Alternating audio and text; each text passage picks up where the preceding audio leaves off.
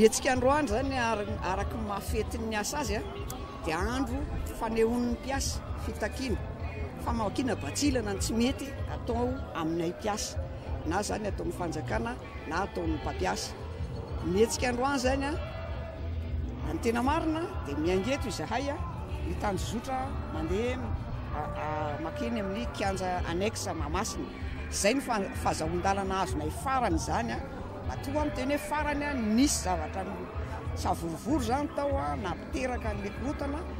hoe aiza ihany no atao dia na ny mpiasa ara tsy tratrandro tsony tamin'ny fotoana farany. Ny tiako tenenina amin'izay zany loha hevitra anankitelo no tena takianay mpiasa dia ady amin'ny kolokolo zany fa zay zany mahatsapa hoe tena misy kolokolo tena tsy mandeha mihitsy eto amin'ny firenena zany indrindra manoloana anay mpiasa. Eo koa zany ny resaka momba ny fitakiana ny amoahana ny fiahiana ara-tsosialy ny fehezan-dalàna mikasika ny fiahiana ara-tsosialy. Dia ny fahatelo dia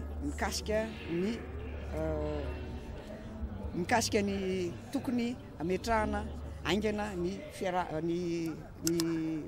filakevitra nasionaly momba ny asa. Raha ny tena izy zany hoe le fanosesena n'le zo mihitsy zany aminay ny tsy maintsy tsondrotsondroninay zany avelabelarinay androany sy anaovanay fitakiana mihitsy amin'ny fanjakana hoe jereo ny zavatra misy any mahazo ny mpiasa amin'izao fotoana izao efa tena tsy rary mitsony na zao androany an'io zao ary ataontsika hoe andro lady androany fa raha tena misy ny fahavononan'ilay mpiasa sendika miantson'ireo mpikambana atao aminay dia efa fotoana omaly sisa tamin'ny maly atoandro zay vao nahafantatra hoe nahazo fahazahoan-dalana ihany. Reny fidradradradrana na manjery reny fa hoe andray sasana fepetra zay manao zao sy manao zao anisan'ny reny fampiororona anay mpiasa reny ka aminay tena tsekenay andro anankiray eo aminay mpiasa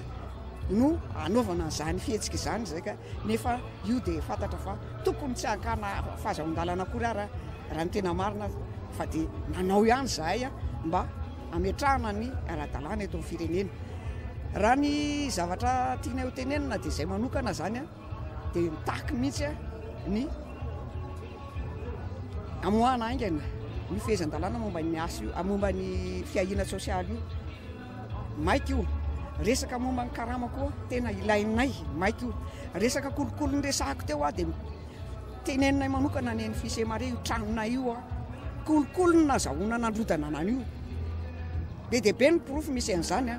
niantsona nangataka fionana tamin'ny filoham-pirenena zay nangataka fionana tamin'ny ministre ny aménagement du territoire tsisy namaly anay ireo feankehitriny zay vao tamin'ny lakamisy zay vao hoe makanisa ty fa misy eotra zao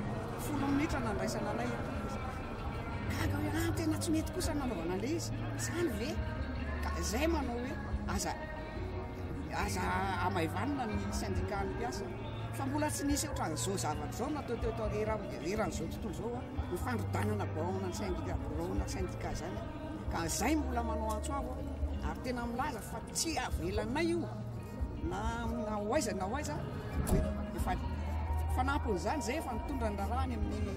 fitsarana any amin'ny bureau international du travail dikan'izany ny taranaka faramandimby ny FI.SE.MA sy ny olona anakan'io dia fampitady hatrany farany zany fa zay tsy anaiky an'io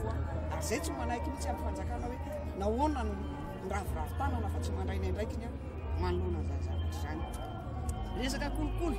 mbola tenenina ihany koa misy orinasa setona ny volan'ny mpiasa tokony ho arotsaka any amin'ny knapsa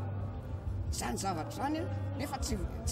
arotsany ihany zany zavatra zany dia midika fa hoe misy fanodikodinana